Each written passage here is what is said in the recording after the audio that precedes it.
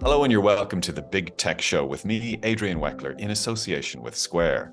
Square helps you look after your business needs from payments to menu management and online ordering. Visit square.com for more. Now, Apple's vision of the future is finally here, and they called it, funnily enough, the Vision Pro. But is the headset just another failed VR project in the making, or can Apple truly succeed where everyone else has failed? Well, I'm currently in Cupertino, California, and Apple's headquarters, where the big launch has been happening. Tabitha Monaghan back in Dublin. Are you jealous? I am jealous. This is a really major announcement, and I think I really would have loved to have been there.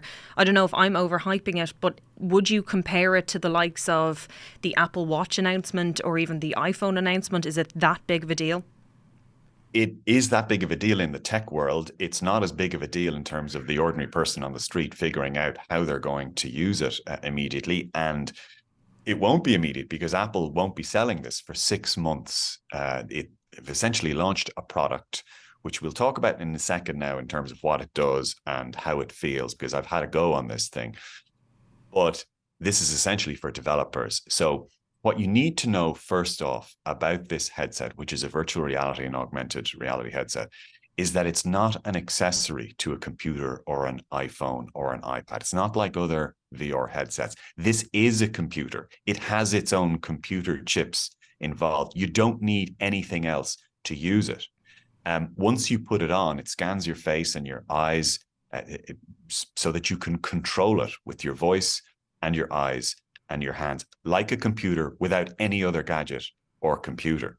So it is a very big deal from that point of view, in that Apple is creating an entirely new computer range called the Vision Pro, and for apps and programs and work and movies and all that kind of stuff. Does that make sense? Completely. And it's been a good few years since they've done something like this. I think 2014 when they introduced the Apple Watch. 2015, yeah, 2015 was the watch. Now, they actually did launch the AirPods after that, if memory serves me correctly. And I would regard the AirPods as, it's a $10 billion business. So I would regard that as a major part of what Apple does. But yeah, this is the first big, era defining, Tim Cook defining product category that we've had from Apple in 8 years. And it's probably the riskiest because it was with the watch.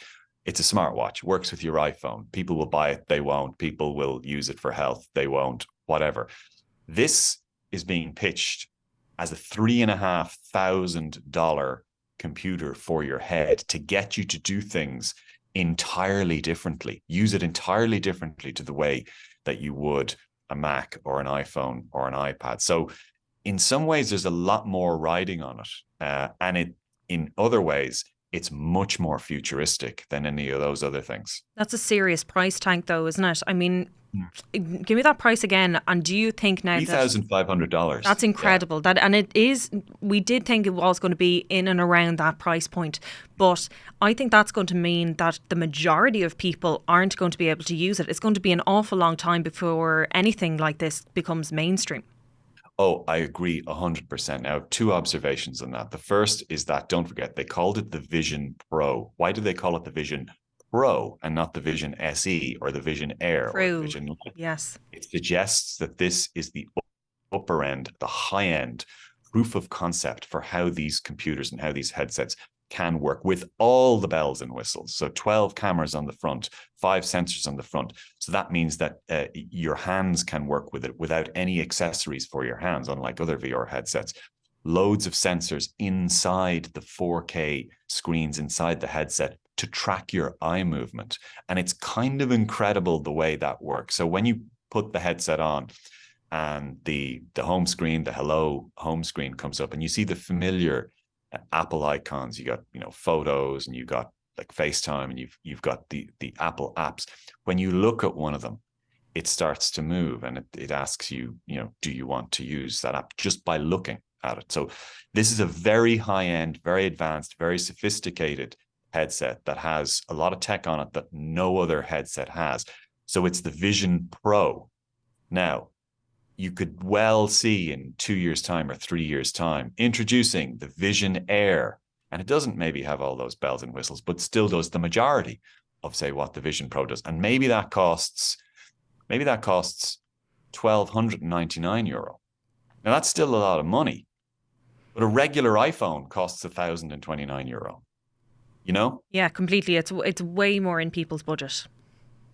it's way more in people's budget, and at that point, the the apps and the kind of things that you might use this headset for, which Apple isn't certain about yet. It has launched its own apps at launch here, but it's hoping that developers will come up with other things. Don't forget with the Apple Watch, they weren't sure what it would be used for, and then most people wanted to use it for health and fitness. So now it's basically a health and fitness device.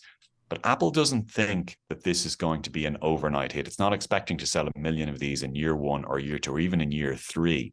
It thinks that this is a new computing category that nobody has done properly. And it's going to take 5 or 10 years, a long-term project, to really take off. And that's what it's building for. So what it's doing is it's building the headset, the hardware, but it's also building the app stores and the software and the programs.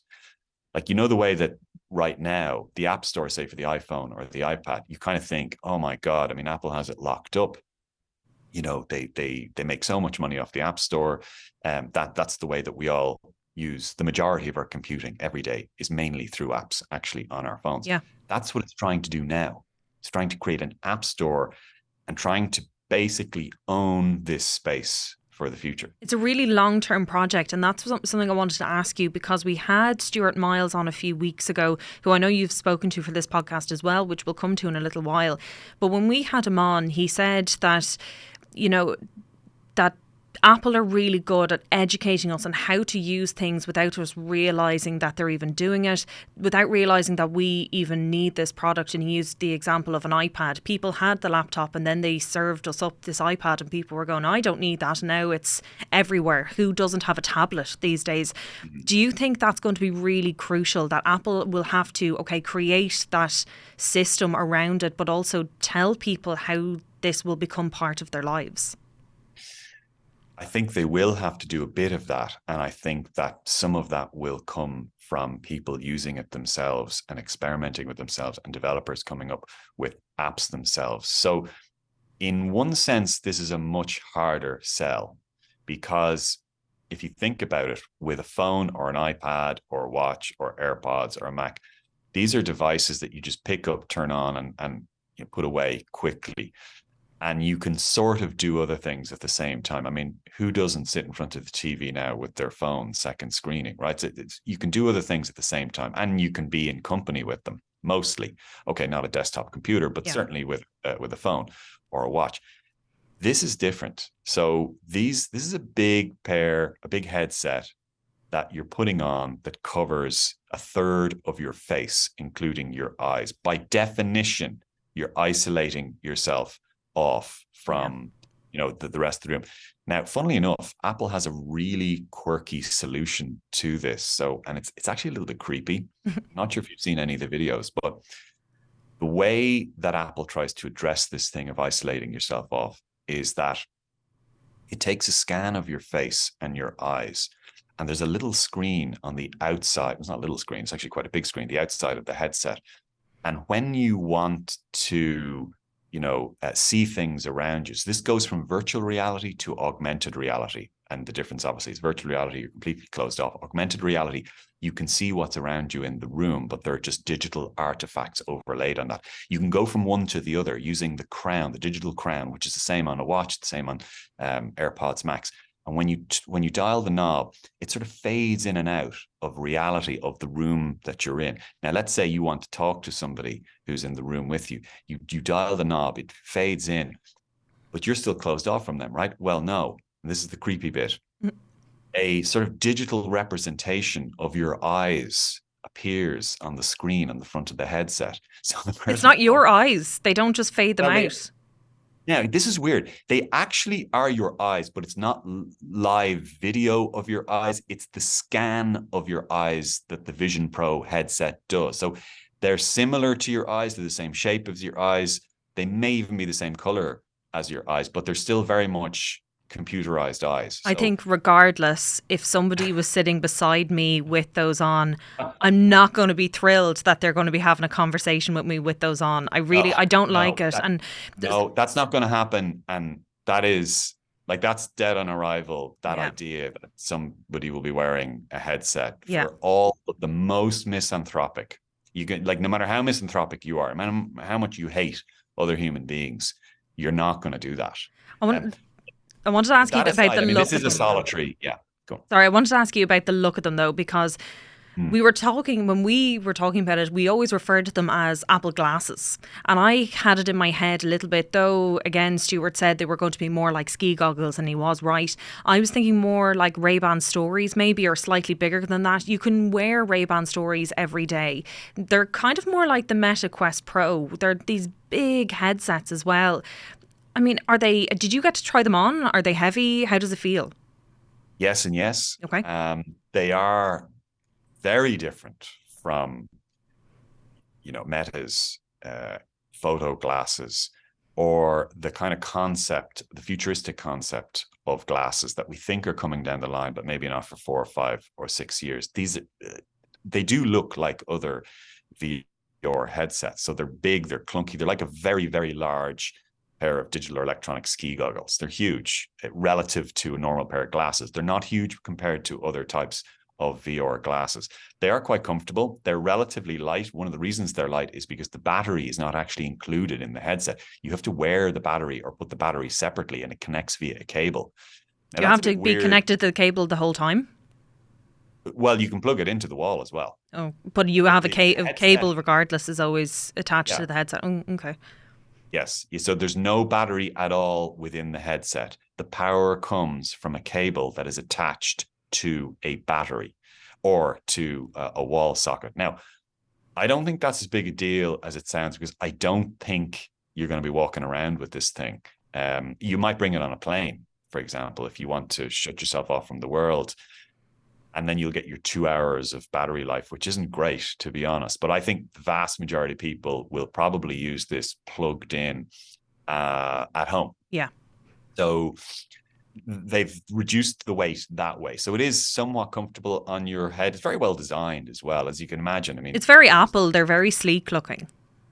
they are sleek. It is very sleek looking, and it's a lot of glass. There's some metal on it as well. Very premium feel and design to it. This is not plasticky at all. It doesn't feel like it would break. The sort of band at the back is very, very comfortable. Now, but it's still, if I don't know if I was going to be wearing this for, our demos were quite short. I'm not sure if I was going to wear this for an hour or an hour and a half or 2 hours.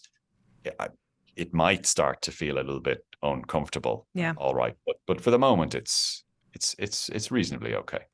So you said in your intro there, will this be a flop? Like, as you said in the Irish Independent when they launched, Apple doesn't do things for the sake of it. So they must have looked at this and said, no, this is worth the investment. Because an awful lot of time and an awful lot of money went into developing these in the first place. They didn't do this for the crack. No, they didn't. No, they really do believe in this. I mean, they're not the only ones, in fairness, even though the metaverse and Mark Zuckerberg's whole project has sort of been a flop so far, tens of billions of dollars spent on it.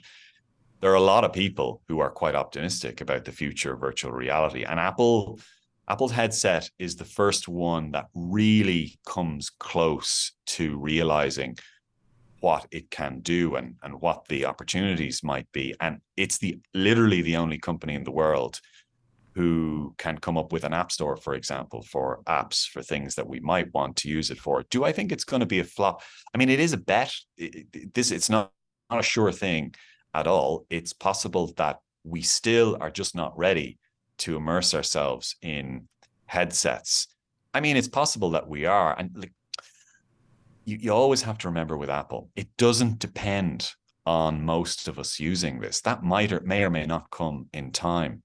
If 5% of us use something like this, like, they're selling it, no matter how cheap it becomes, it'll never be cheaper than, 700 or 800 euro. That'll still make it a 5, 10, 15, $20 billion business. So it doesn't actually have to be the next iPhone or the next AirPods or the next watch to actually be a success. It just has to find to begin with, a niche. And then as the technology improves and we do get closer to that actual pair of glasses, of ordinary looking glasses that have much the same capabilities, then I think you will see most people adopt it. But I think it's safe to say that the feeling here in the ground in Cupertino among the hundreds of journalists and analysts, and as you will hear or have been hearing from both Leo Gebbia and from Stuart Miles, who I was talking to about this, the feeling has been unusually positive. I haven't seen or heard really one negative critical review from anyone who's used it, even from people who are skeptical about it, including Leo, who wrote a very negative piece for Independent a couple of months ago about Apple and virtual reality headsets. He was kind of blown away by it. Now, that may just be that we're dazzled because the experience is amazing, magical when you use it. And the history of VR is we're all blown away when we first use it, and then we just don't use it that much. Get a bit nauseous. Well, so that's an issue for me. So I get travel sick. So for example, flying out here to California is not a great, I don't like it because I get travel sick. And VR headsets have often made me feel nauseous. Yeah, it's the lag. One of the reasons I don't use them. Now, Apple says that they've reduced the lag to 12 microseconds, and that's a big deal in terms of getting rid of nausea. I can't make a call on that yet because I haven't used it for long enough. But even if it doesn't sell much over the next couple of years, it's hard to say that it's a flop because the tech is so impressive. But ask me in 6 months' time, I guess. Yeah. Will you buy a pair? Will I buy a pair? Not for $3,500 because if I want to make FaceTime calls or conference calls, I need you or Gavin Hennessy on sound or Colin Doherty on video or my colleagues in the Irish Independent. I need them also to have a set. And I know that none of you are going to pay $3,500 absolutely for one of these headsets. So I don't know if I'll buy one. I'll certainly be getting one for review when it comes out, and it might be that I'll just be the only person on the block with one, and I'll be watching IMAX movies and glorious detail or playing games while everybody else has to settle for the 65-inch tellies. Well, we're having our content meeting and you're just wearing the goggles. Is that it? Yeah, actually. And you can see my creepy eyes. And I can disguise how I'm really feeling. But look, I don't think it's going to be a flop, but it's not going to be an instant hit either. So what's your impression from sitting over there in Dublin? What did you think? I think for me, it was definitely the look of them. It was like you said, I thought you were really isolated looking when you were wearing them. I thought, I kind of hoped that it might have been something that you could introduce into your daily life more in line with the Ray-Ban stories, albeit I know that the technology there is far more restricted than what we're getting with the Vision Pros. So you mean social? You mean you want something that's social that you can wear around people? Is that what you mean? Yeah, well, socially acceptable for one. Like I wouldn't be walking anywhere with those on outside of the building, even if I was sitting with a group with my family. No. But when you're using, say, a computer for work, are you using that around your family? No, true. No, I'm on my own. So maybe that's the way to think about this. Yeah, it is a computer. It's like that. Yeah. The computing platform that you are probably going to mostly use when you're by yourself. And it does happen that you're by yourself quite a bit of the time. I don't mean you, Tabitha. I mean us all, humans. Yeah. We often spend a part of our day by ourselves or focused or isolated, say, on our work, for example, and even on our entertainment. So I don't think the test is that this is going to fail or flop because you can't use it or wear it with all of your friends around you. I don't think that's the test. I think the test is, does this fly independently on its own as a computer with really interesting uses when you're by yourself? But I think we'll know whether or not that is the case if developers catch up and are able to create apps to go with it. I mean, that we won't know that now from this launch. Yeah, no. And what it needs to avoid at all costs is what happened to Google Glass, which is a bunch of middle-aged guys in their 40s end up adopting it and posting selfies of themselves, and that will kill the product overnight. I guarantee you that. So anyway, that is we didn't even talk about the new 15-inch MacBook Air. We might deal with that another time, but that is Apple's Vision Pro. headset. And you've been listening or watching the Big Tech Show in association with Square. My thanks to Tabitha Monaghan, who you've been listening to, who also produced this show, to Gav Hennessy, who has been on sound, and to Conan Doherty on video. I'm Adrian Weckler, and I hope you will tune in at the same time next week. Bye-bye.